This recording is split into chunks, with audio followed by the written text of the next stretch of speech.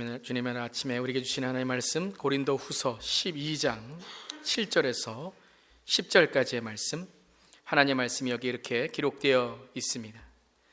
내가 받은 엄청난 계시들 때문에 사람들이 나를 과대평가하는지도 모릅니다. 그러므로 내가 교만하게 되지 못하도록 하나님께서 내 몸에 가시를 주셨습니다. 그것은 사탄의 하수인이라고 할 수 있는데 그것으로 나를 치셔서 나로 하여금 교만해지지 못하게 하시려는 것이었습니다. 나는 이것을 내게서 떠나게 해달라고 주님께 3번이나 간청하였습니다. 그러나 주님께서는 내게 이렇게 말씀하셨습니다. 내 은혜가 내게 족하다.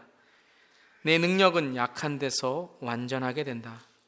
그러므로 그리스도의 능력이 내게 머무르게 하기 위하여 나는 더욱더 기쁜 마음으로 내 약점들을 자랑하려고 합니다.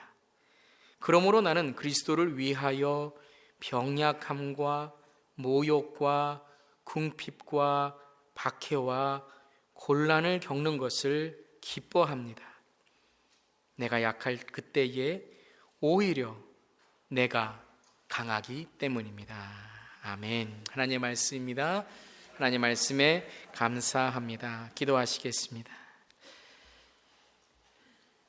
내가 약할 그때에 오히려 내가 강하기 때문입니다.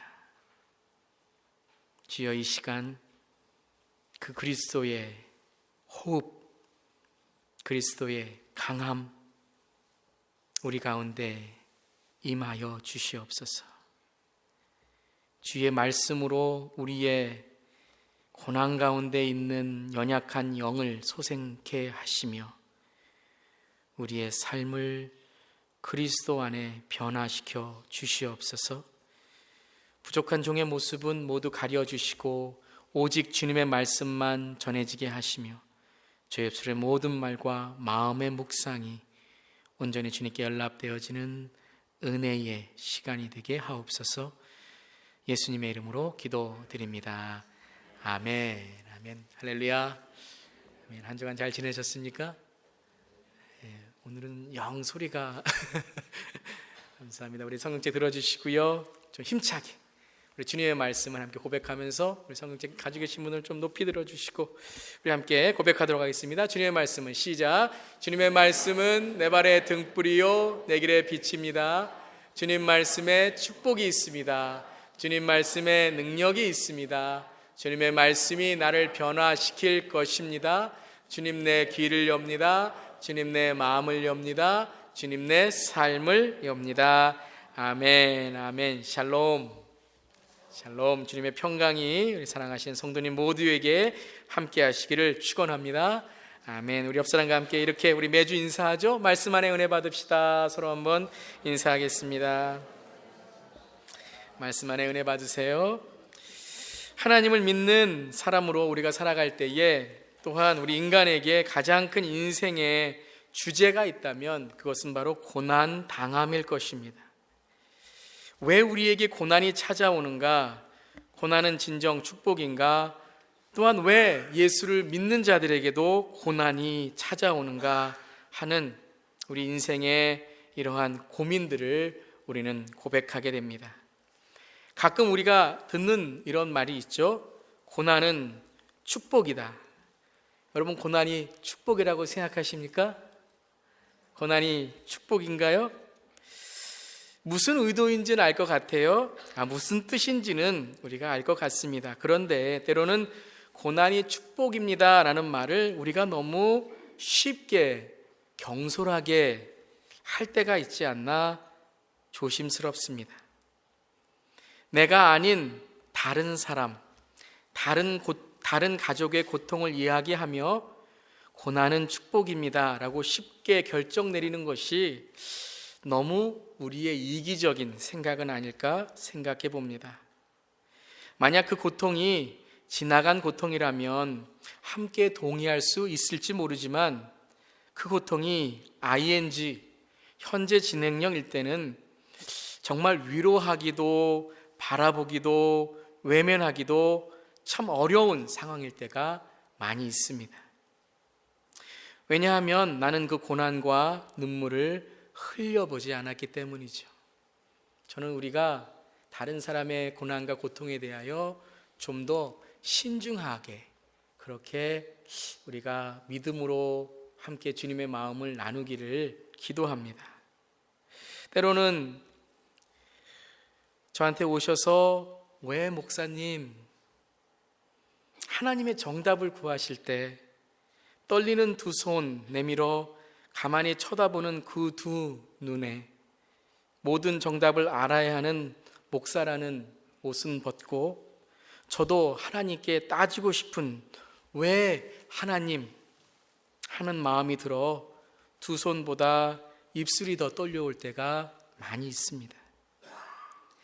적극적인 사고나 긍정적인 사고방식으로 기적적으로 극복했다는 우리의 흔한 고난 극복 이야기를 말하려고 할 때에 마음 한구석이 아파와 입이 떨어지지 않을 때도 있습니다.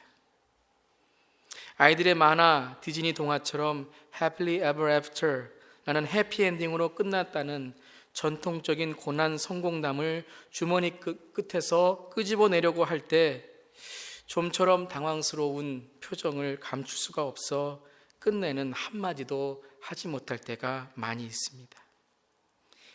왜 고난을 우리는 당할까요? 고난은 정말 축복일까요? 하나님은 왜 우리에게 고난을 허락하실까요? 저는 오늘 이 고난에 대한 인베스티게이션, 고난의 수사관이 되어 고난 앞에서 하나님을 취조실로 몰아치려고 하기 전에 이런 생각을 함께 하기를 원합니다. 정말 고난일까?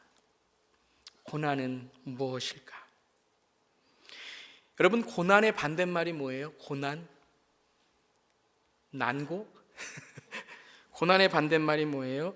한 번은 한글을 배우던 아이가 이 반대말을 쓰면 안자만 하면 반대말이 된다는 걸 알게 되었습니다. 먹다의 반대말이 뭐죠? 안 먹다. 간다의 반대말이 뭐죠? 안 간다.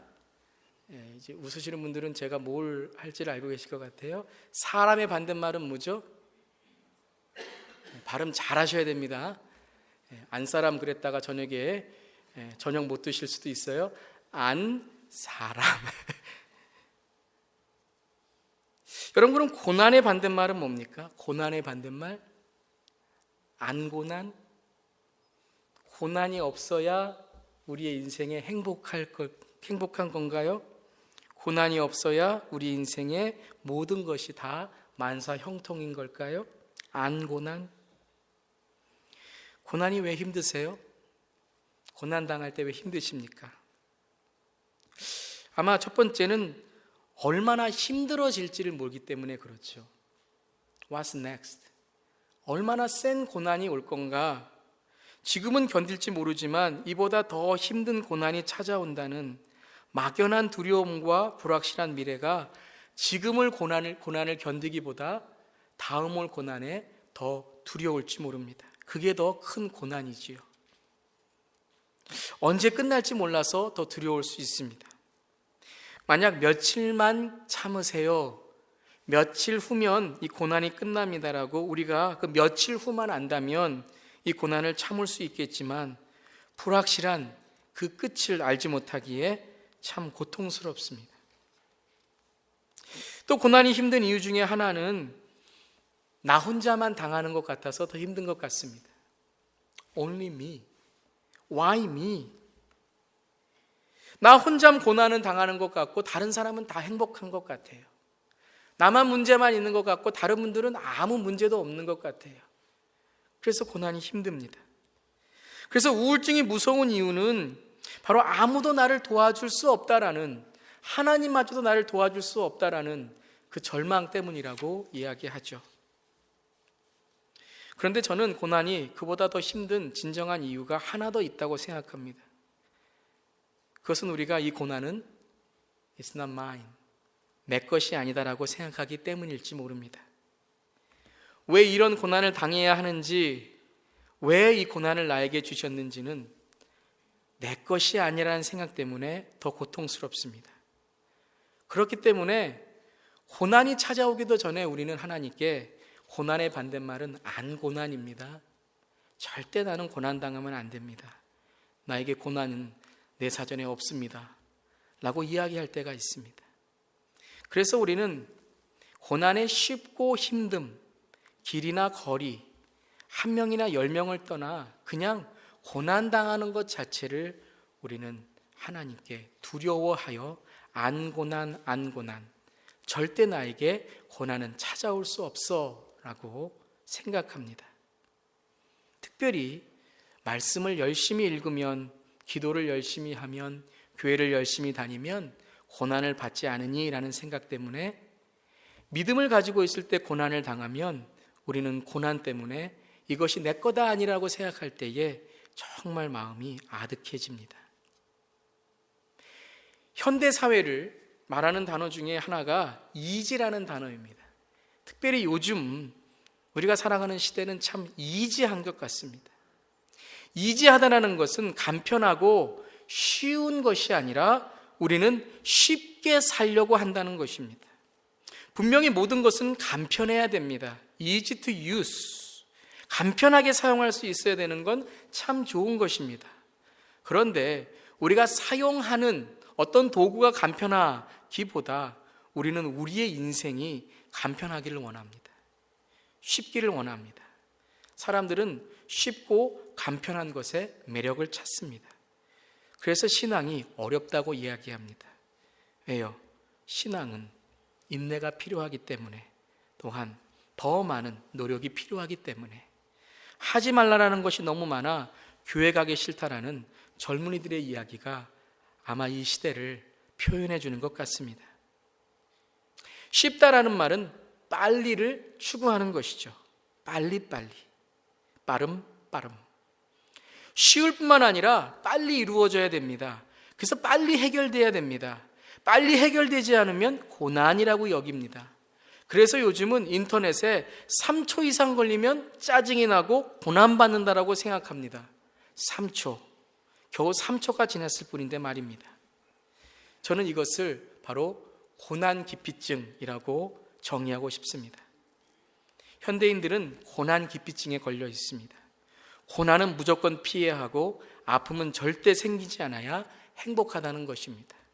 믿음도 고난이 없어야 믿음 좋은 것이라고 생각합니다. 약을 먹어서 빨리 아픔이 없어져야 그 약이 좋은 약입니다.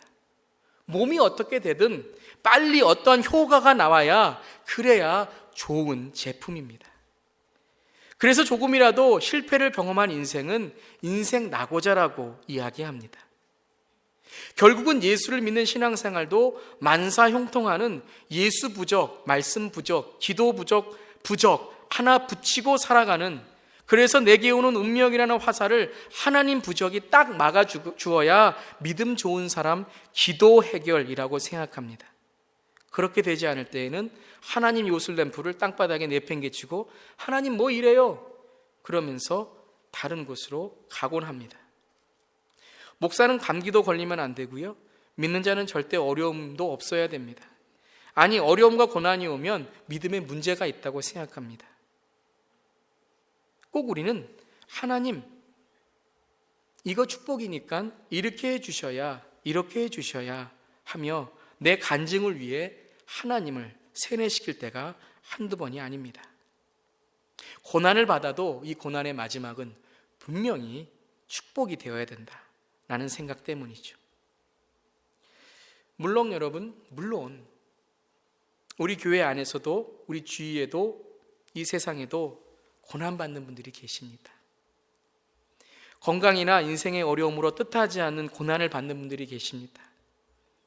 사회적인 불이익과 또 어떠한 사회의 정말 불악의 시스템 때문에 고난받는 분 계십니다. 진정 하나님의 도움이 필요하신 분들 있습니다. 정말 하나님의 위로가 필요하고 더 나아진다는 주님의 소망, 그거 없이는 살 수 없는 분 있습니다. 그리고 하나님은 그분들의 삶을 도와주십니다. 하나님의 뜻을 이루어 주십니다. 분명히 기적을 베풀어 주십니다. 분명 하나님께서는 우리가 그리스도의 평강 안에 살기를 우리보다 더 간절히 원하십니다. 아멘. 그런데 저는 오늘 이 아침에 나를 위로해줘 라는 말보다 우리를 왜 위로하셔야 되는지 그 고난의 이유를 우리 자신 내면을 가만히 들여다보고 솔직히 고난에 대해서 함께 마음을 나누기를 원합니다. 여러분에게 고난은 무엇입니까? 여러분이 고난받았다라고 생각할 때에 그 고난은 어떤 고난입니까? 만약 저와 여러분이 생각하는 고난, 그것이 가까이 있는 사람이건 멀리 있는 사람이건 질병이건 물질이건 어떤 내 삶의 과거건 아니면 어떤 뜻하지 않은 내 삶의 상황이건 정말 그 고난이 안 고난이 되면 나에게 일어나지 않으면 여러분은 정말 행복해질까요? 아니, 우리는 예수님을 믿는 자들이고 그 믿는 자가 되어야 하니 분명히 우리는 하나님께 나아가야 됩니다. 그러면 그 고난이 없다면 여러분은 오늘보다 더 하나님께 더 가까이 나가는 사람이 될까요? 정말 고난이 없다면 나는 오늘 하나님께서 축복하시는 사람이 되어 정말 믿음이 정말 하나님께 온전한 사람이 될까요? 정말 고난의 반대말은 안 고난입니까? 다시 말씀드리면 제가 오늘까지 8주 동안 신앙의 기초라는 주제로 말씀드리는 그 공통적인 핵심을 저는 여러분들이 아셨으면 좋겠습니다. 왜냐하면 진리는 모두 통해야 됩니다. 8주 동안 설교를 했다면 여러분의 마음속에 설교의 내용은 남아있지 않더라도 그래도 이 핵심 주제 하나는 여러분의 마음속에 남기를 저는 기도합니다. 그것은 바로 신앙은 내가 원하는 것을 이루는 것이 아니라 하나님의 뜻을 깨달아 하나님께서 내 삶 속에 원하는 것이 무엇인가를 깨달아 살아가는 것이 신앙입니다.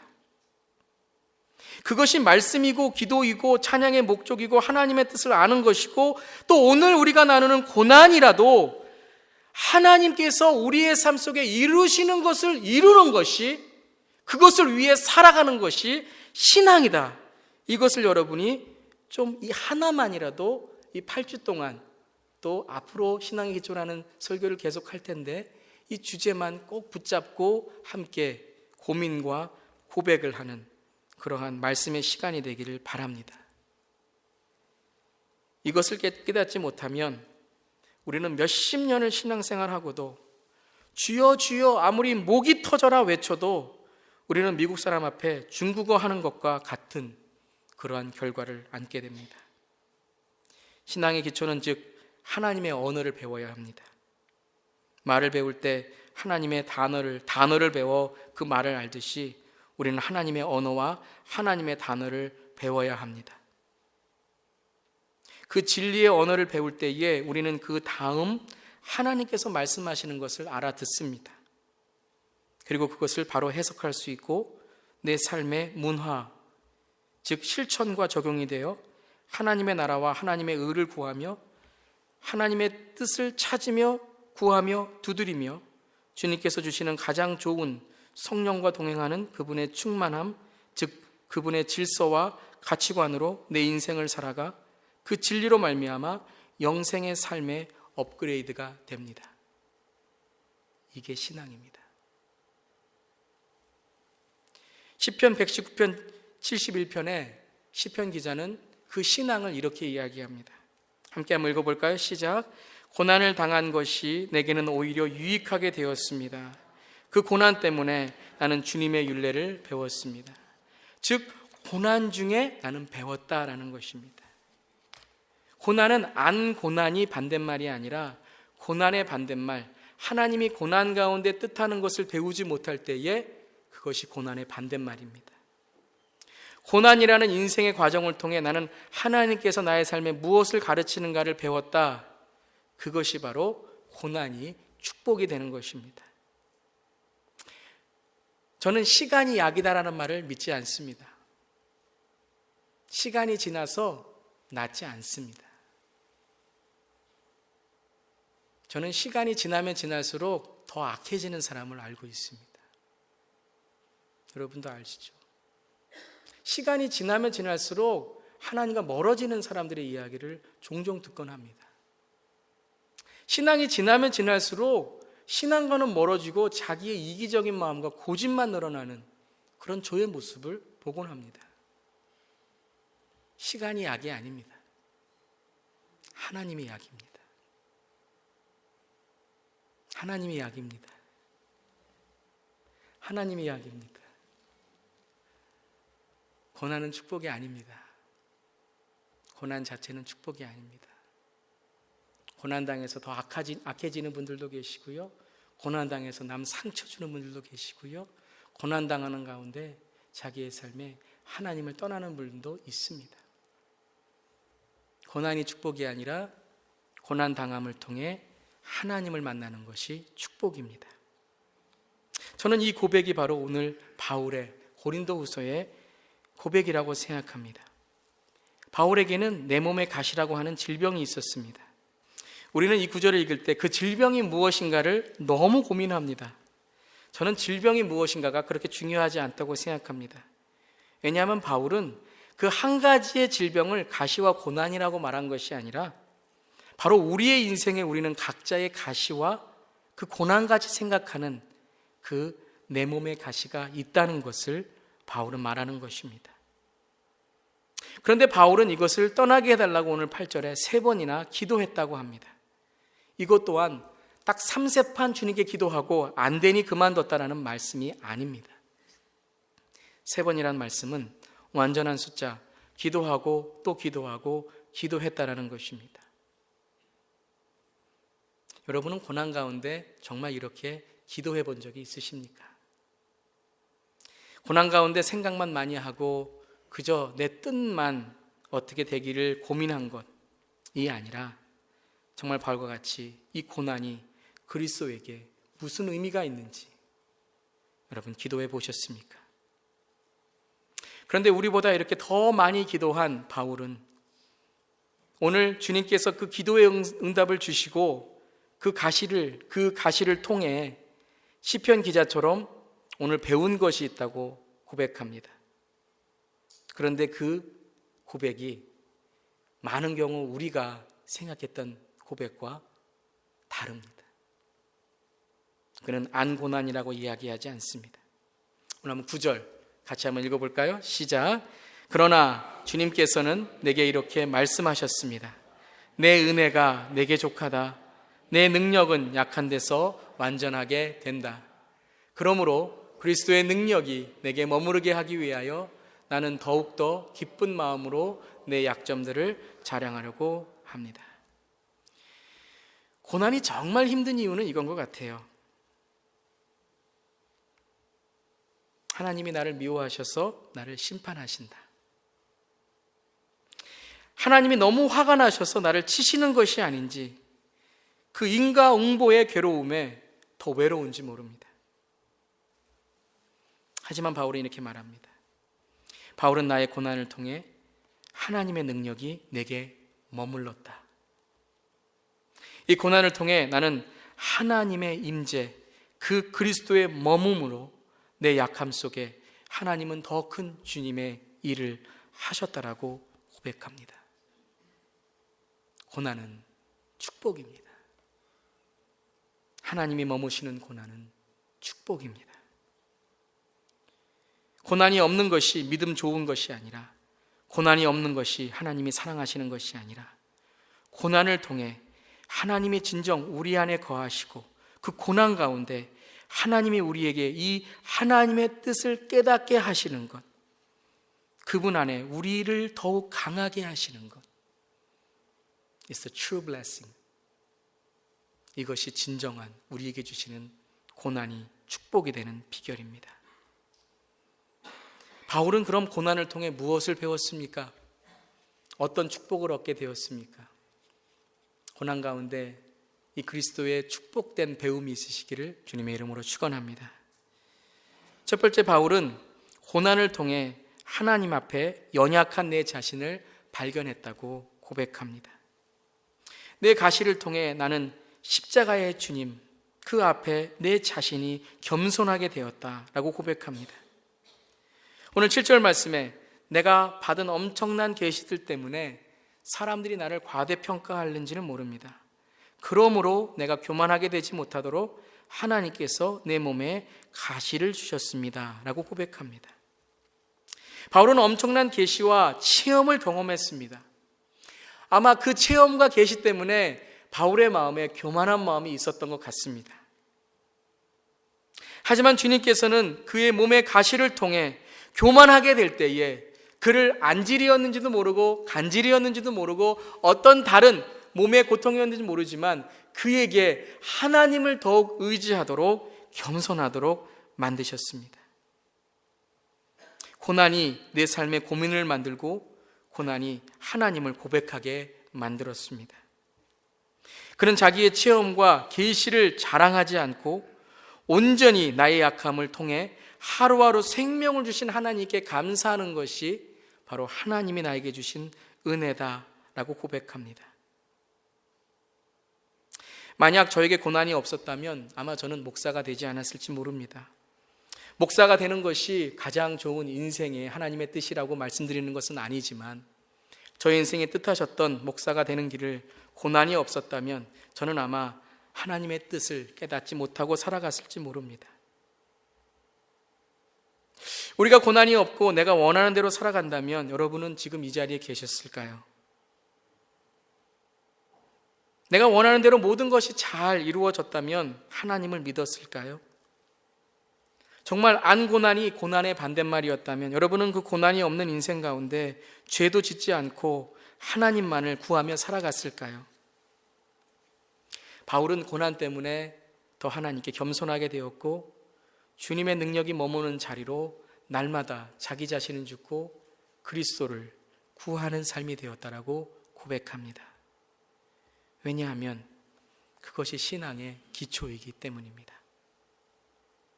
두 번째 바울이 고백하는 배움은 바로 이것입니다. 나는 그리스도를 위해 고난을 당하고 있다라는 확신입니다. 오늘 10절 말씀 우리 함께 한번 읽어볼까요? 10절 시작.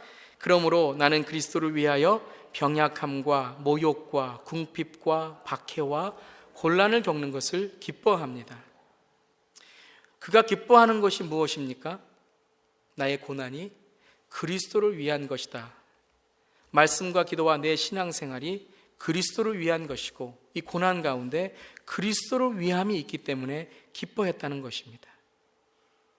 만약 우리의 고난이 나의 죄나 나의 교만함으로 된 것이라면 어떻게 우리가 자랑하고 기뻐할 수 있겠습니까? 나의 죄와 나의 교만함으로 고난을 당하고 있다면 그것은 고난의 취조실에 하나님을 넣어 조사하는 것이 아니라 우리의 죄를 고난으로 잘 살펴보고 회개라는 그릇이 되어야 됩니다. 베드로전서 2장 20절 말씀에 고난이 아름다워된다고 베드로 사도는 말합니다. 우리 함께 한번 읽어볼까요? 시작. 죄를 짓고 매를 맞으면서 참으면 그것이 무슨 자랑이 있겠습니까? 그러나 선을 행하다가 고난을 당하며 참으면 그것은 하나님께서 보시기에 아름다운 일입니다. 여러분, 아름다운 고난이 되시기를 주님의 이름으로 축원합니다. 죄나 교만함을 통하여 고난당하면 회개해야 됩니다. 회개하세요. 그것은 하나님께 기쁨의 자랑의 고백이 되면 안 됩니다. 그 고난을 잘 돌아보시길 바랍니다. 하지만 그것이 선을 행하다가 고난을 당하는 것이라면, 내가 그리스도를 위해 병약함과 모욕함과 궁핍과 박해와 곤란을 당하고 있는 것이라면 기뻐하십시오. 왜냐하면 여러분의 고난을 통해 그리스도가 높여지기 때문입니다. 그 고난을 통해 여러분을 연단하시고 그 연단을 통해 여러분의 삶 속에 소망을 이루시는, 그래서 하나님의 삶을, 예수 그리스도의 삶을 살게 하시는 그 그리스도의 은혜가 있기 때문에 기뻐하시고 자랑하시기를 바랍니다. 그래서 우리가 주님 앞에 섰을 때에 주께서 우리에게 잘했다, 충성된 종아라고 아름다운 우리의 고난을 높여주시기 때문에 여러분 오늘 그 고난을 자랑하시기를 바랍니다. 하지만 죄를 짓고 매를 맞으면서 참으면 그것이 무슨 자랑이 되겠습니까? 그것은 회개해야 되는 제목입니다. 바울은 그것을 배웠습니다. 그것이 신앙의 기초입니다.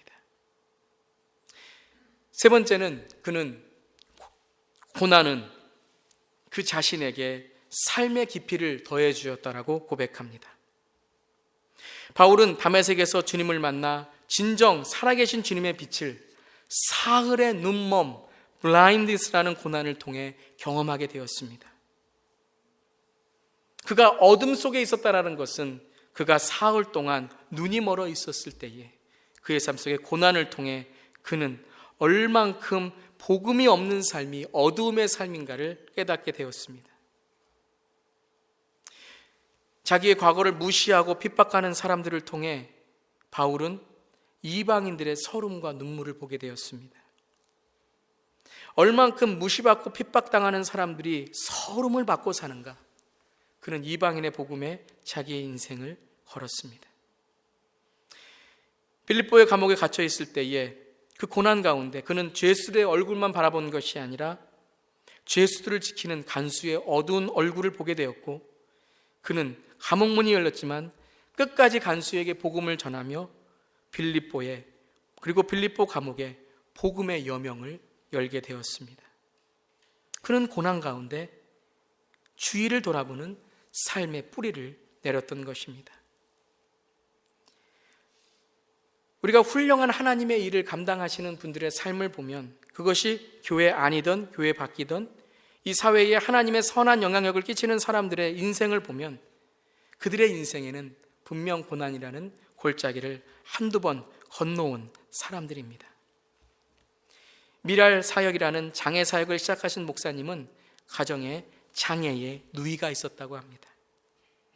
가난한 사람을 위해 바퍼라는 공동체를 설립한 목사님은 신학교 때부터 가난을 경험하며 눈물의 라면을 드셨다고 합니다.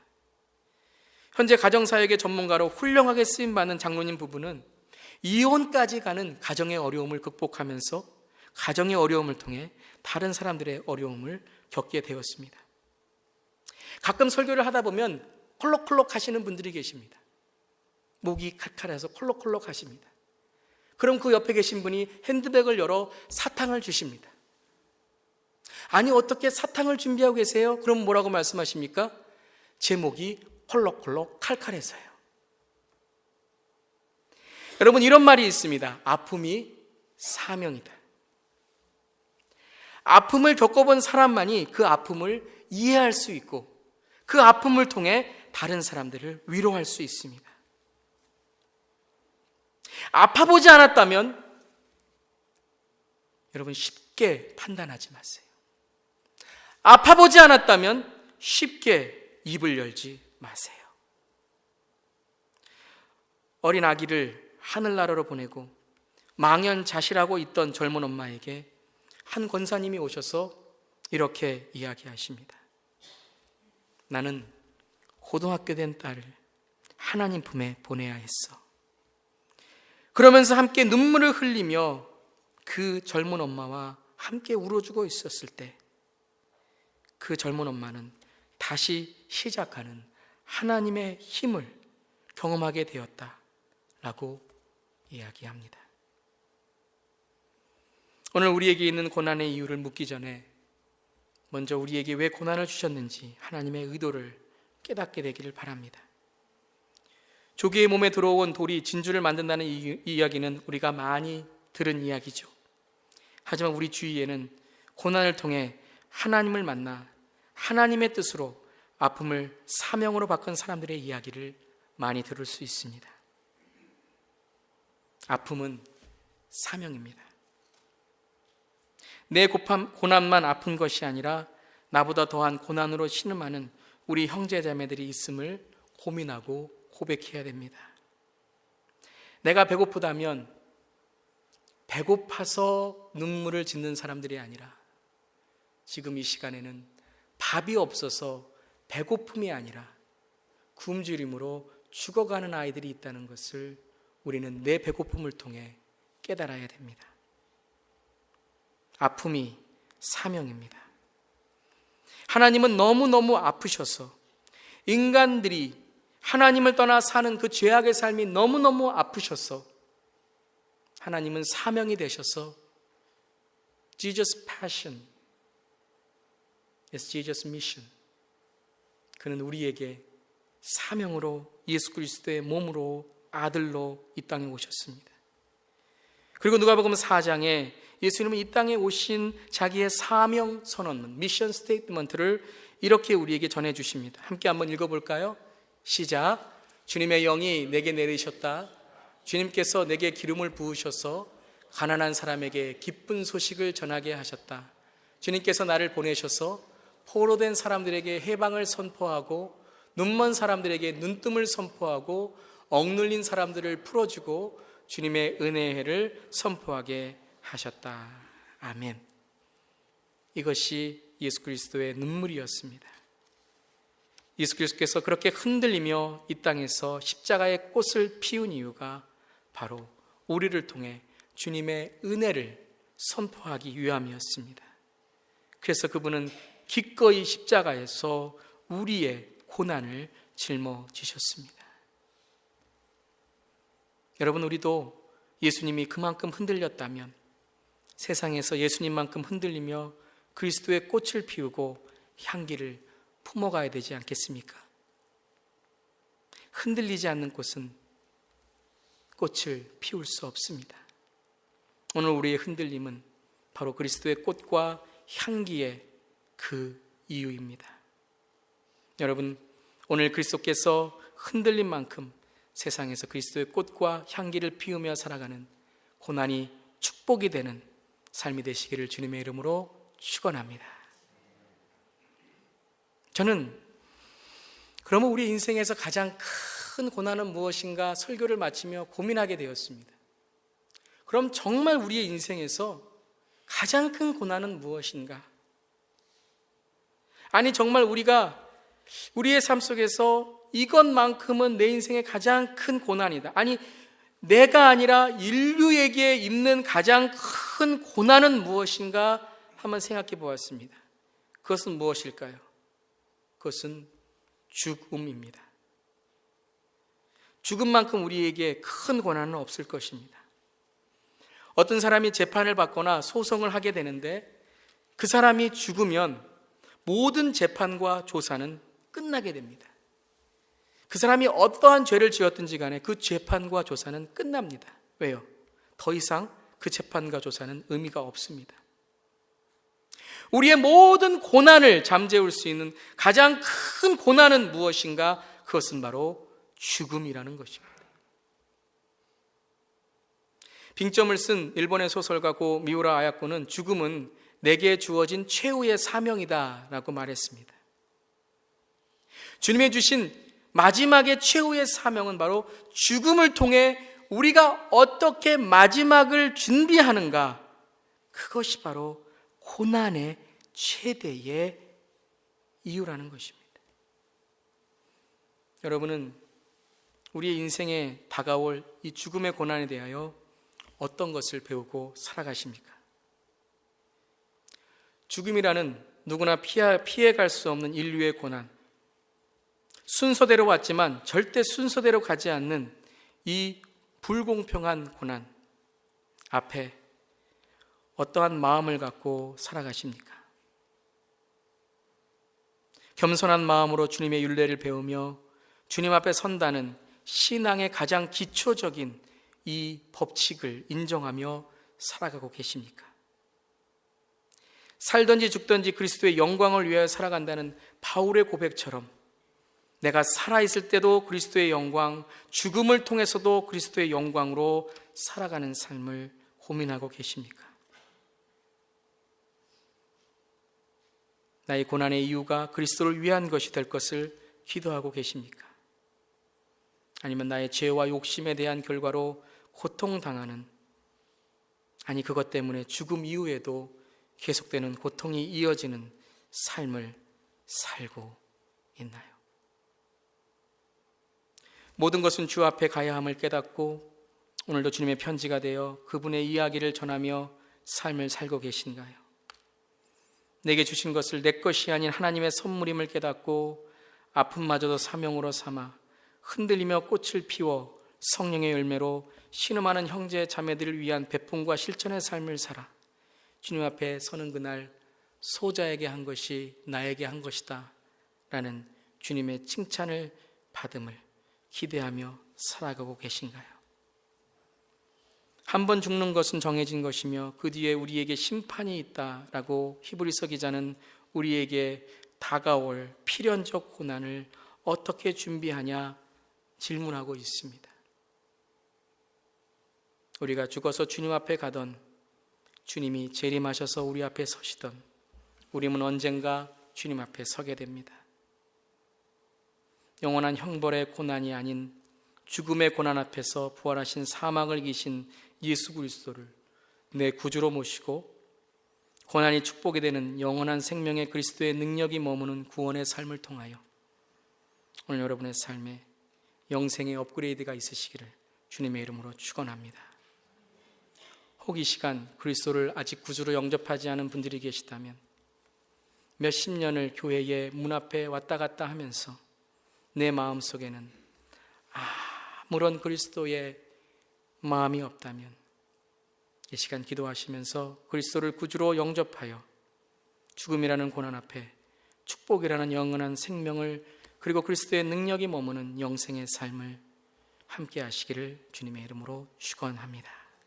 기도하시겠습니다.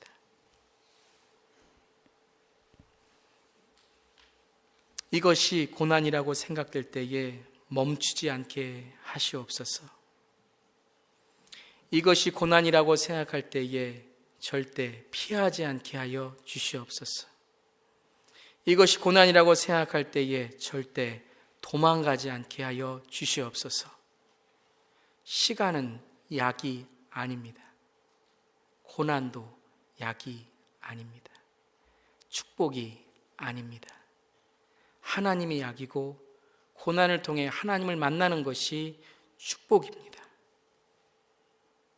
생각도 의지도 삶도 고난 때문에 멈추지 않게 하시고 흔들리며 내 고난의 이유를 묻고 고민하며 하나님의 뜻을 고백하는 우리 모두가 되게 하여 주시옵소서.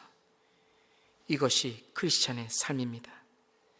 진정 이 고난을 통해 나는 무엇을 배울 수 있을까? 높이보다는 깊이를, 길이보다는 넓이를, 쉬움보다는 가치를 깨닫는 우리가 되게 하여 주시옵소서. 주님을 의지하길 원하게 하소서. 주님의 손을 잡을 힘을 주시옵소서. 특별히 이 시간 고통과 고난이라는 삶의 아픔 속에 털썩 두 손 놓고 주저앉고 싶은 우리 성도님들의 손을 주님 잡아주시고 힘을 주시고 약함 속에 그리스도의 능력이 머무는 은혜가 족한 오늘이 되어 내일의 소망을 품게 하시옵소서. 죽음은 끝이 아닙니다. 아버지, 죽음이라는 최악의 고난 속에서도 영원한 생명의 그리스도의 능력이 머무는 구원의 삶이 되어서 다시 오실 주님을 고백하며 살아갈 때에 주여 하나님 오시옵소서 마라나타라고 그 고난과 어려움 속에서도 주님을 고대하였던 초대교회의 그리스도의 능력이 오늘 이 교회에 우리 마음속에 우리 성도님들에게 저에게 임하게 하여 주시옵소서. 주여 죄와 교만에 우리의 고난이 있다면 주여 회개합니다. 손 씻지 않고 주님 앞에 나와 손 벌리지 않게 하시고 죄와 교만한 마음을 주의 보혈의 피로 손 씻어 그리스도를 위하여 고난받는 이 시대의 초대교회와 같은 성령 행전을 쓰는 우리 교회가 되게 하여 주시옵소서. 힘을 주시옵소서. 위로하시옵소서. 일어서게 하시옵소서. 하나님, 그리고 절대 우리 주위에 고난받는 자들에게 내 쉬운 결정으로 말하지 않게 하시고 우는 자에게 필요한 것은 손수건이 아니라 함께 울어줄 사람이고 비를 맞는 자에게 필요한 것은 우산이 아니라 함께 비를 맞아줄 사람이고 털썩 주저앉아 울고 있는 사람에게는 일어나라는 한마디가 아니라 함께 털썩 주저앉아 기도해주고 실컷 울어주는 것이 참된 위로임을 깨달아. 하나님, 진정한 위로가 넘치는 우리의 삶이 되게 하여 주시옵소서. 간절히 원하옵니다. 이 시간에 고난당한 우리의 성도님들 삶 속에 그리스도의 능력이 머물게 하여 주시옵소서. 감사드리며 예수님의 이름으로 기도드리옵나이다. 아멘. 아멘.